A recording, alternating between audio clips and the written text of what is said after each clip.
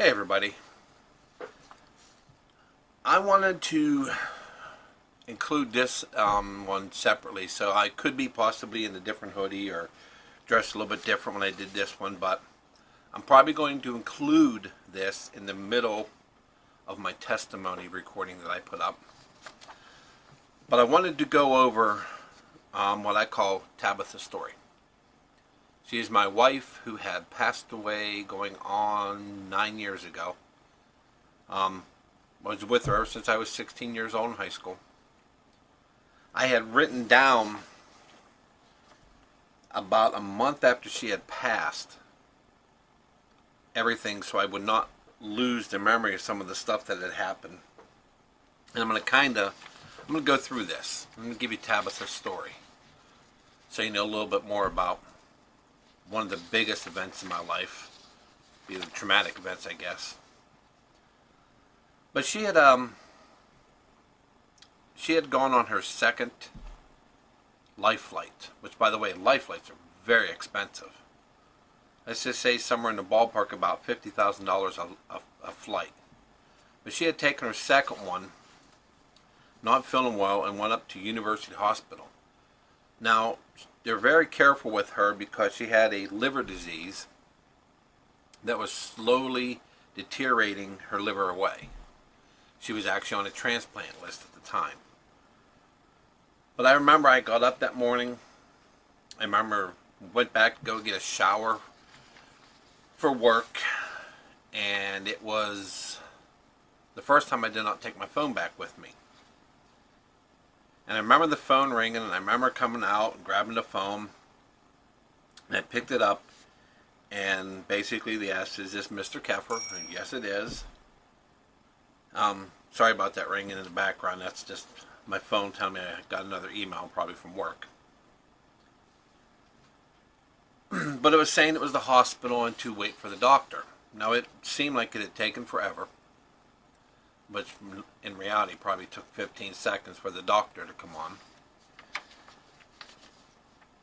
So I was told she had taken a huge turn in the wrong direction overnight. Now, when I had talked to the doctor the night before, I actually talked to her. And they were saying, well, they wanted to put her on a dialysis machine because they think it would help everything that was happening at the time. So when I went to bed, I thought everything was okay. Well, I was told she had a huge turn, and they actually told me that they had placed her on a ventilator, which later on I realized they had told me they had put her on life support.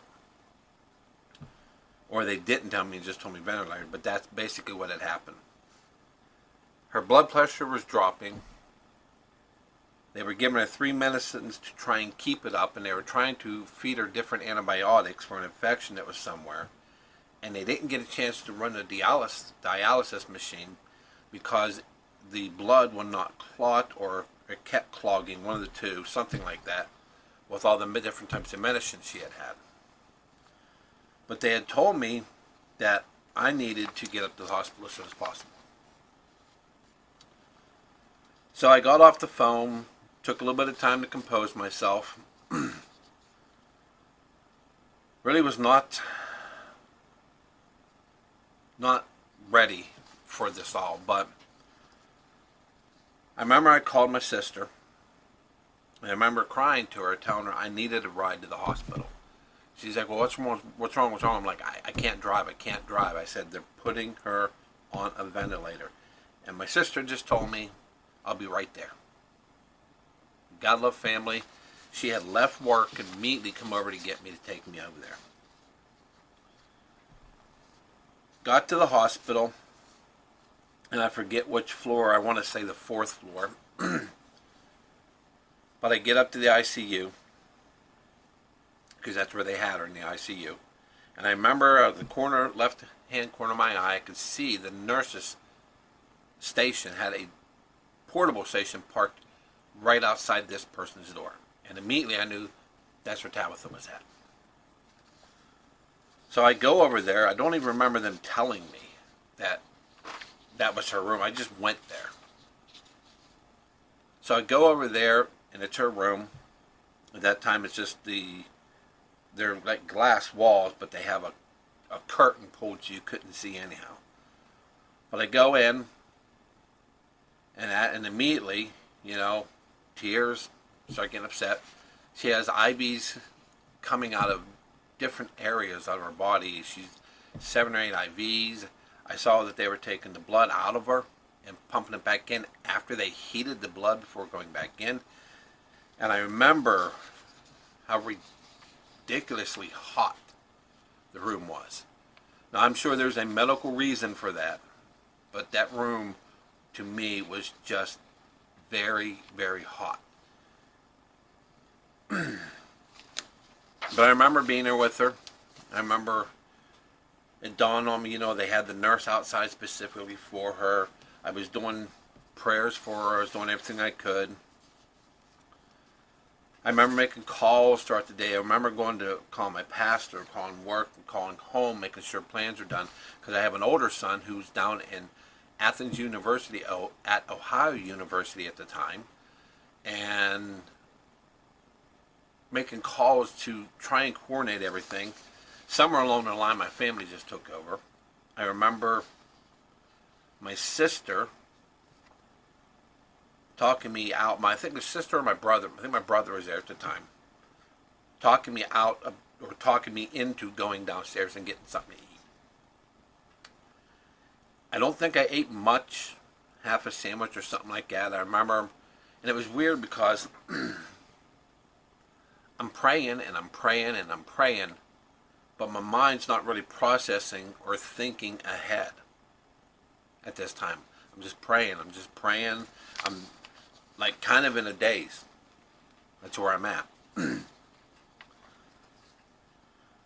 So at this time, I noticed, I was told that the oldest son was getting picked up by his uncle from that's married, just one of his uncles. It was not it's a brother-in-law by marriage, and that but picked up by him. So you gotta love family that they went an hour and a half one way to come back 3 hours the other way to bring him to the hospital. And I was told that my youngest one was getting picked up from school by somebody else. So I knew my family was taken care of, and again, you've got to love family. So the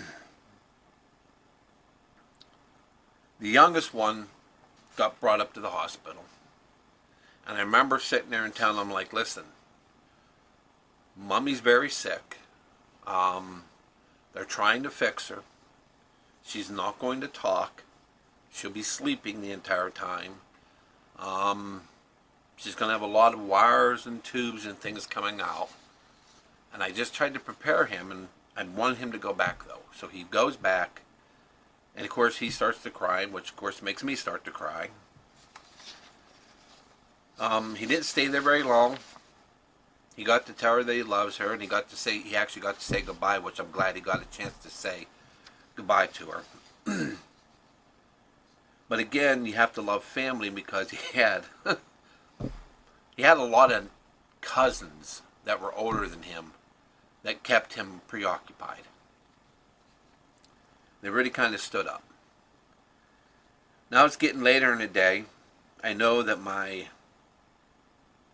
brother, or my father, had called. He was driving him from Michigan, and he got a hold of my brother, and he's asking what's going on. And my brother told him, you need to drive faster. Turns out we had all night, but we did not know that. But he's like, you need to get there. So now my oldest son shows up, and I go through the whole thing again of, okay, she's sedated. I don't say she's sleeping because he's older, he's in college. I'm like, she's sedated. She's not going to talk. There's not going to be a response coming out of her. It's not looking good. And prepared for what he was going to see with all the tubes and everything. So he goes back, and again, he starts to cry. Of course, makes me cry, which makes everybody else cry. So there's a lot of crying happening. But the one thing about the oldest son now, the youngest one was going to eventually go home. Somebody was going to take him home and be with him. But the oldest son never left. The oldest son never left until she had passed. He never left the room that night. Or never left. I don't want to say he didn't leave the room, because he would come out occasionally and let somebody go in, but then he would go back again. And then we finally come up towards the end of the night, and the doctors are having like a last meeting. They're like, listen, they're trying to keep her blood pressure up. Her blood pressure was 60 over 40. I don't know what you know about medicine, but that's really low. They were doing all they can, but at some point in time, she's probably going to code. And if she codes, they're going to have to do resuscitation unless they're told otherwise. And they're probably going to break every rib to do this. She was 4'11", buck 10, 110 wet, totally wet. So of course I had to make the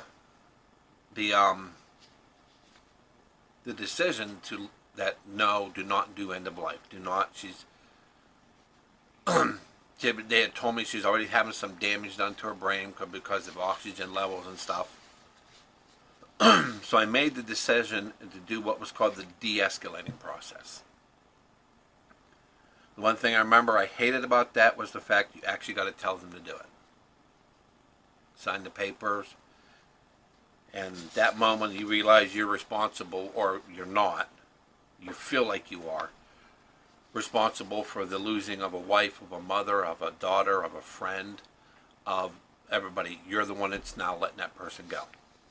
When I'm just trying to, at that time in my mind, think I don't want her to suffer anymore. So they started this whole process where they had to get the tube out of her and everything, and nobody goes back in the room for that because nobody wants to see that. That's a icky process, blood. We're not going to go there. So to give her medicine to keep her sedated, they take the stuff off her and back up a little bit. I remember the dialysis machine was in there, and I remember them saying, well, one of the first thing is we'll move that dialysis machine out.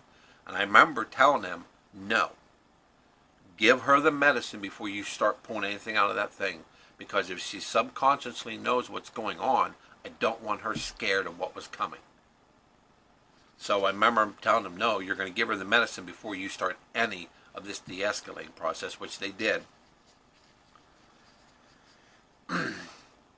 So they started going through everything, and took them about 40-45 minutes to get all the paperwork, get everything together, give her the medicine, get everything taken care of, and we all go back in. And I remember telling my brother, he was going to say a prayer for him. We were back there, and he was waiting for me to give him the nod. It must have been about 10 minutes. But I remember nodding for him to go ahead and finally say his prayer. Now, we're in this room, and there's probably 20 people trying to jam in this room. There's probably 20-something people outside this room trying to just be there. And it was funny because he said his prayer, and the moment he stopped the prayer, the moment he said amen, her heart machine stopped. No, it takes 3 to 5 minutes at that point, okay, for them to finally pronounce somebody gone. They have to make sure they're not breathing. They're listening with stethoscopes, and finally they have determined, okay, she had gone to be with the Lord. I did not know it at the time, but I realized later that all my prayers did not go unanswered. It was almost like God said, I'm sorry, she has to come home. However, I'm going to make this very peaceful for her, because I have been with people who have passed. I have been around others, helped others through things such as that. I've never seen anybody go as peaceful as her. So God was answering my questions or my prayers at that time. I remember it being kind of a blur, not saying anything, waiting to talk to the doctors, sign the paperwork so the body could be picked up. And I remember my brother driving me home. Again, you gotta love family, right? Real quick, I'm going to reset the video here because my video only records for so long and then it stops, and I don't want it to. It doesn't stop. It does a funny little thing between the videos. So I'm going to pause here. You'll see a fade out, then a fade back in, but I'll be right back. And just like that, I'm back.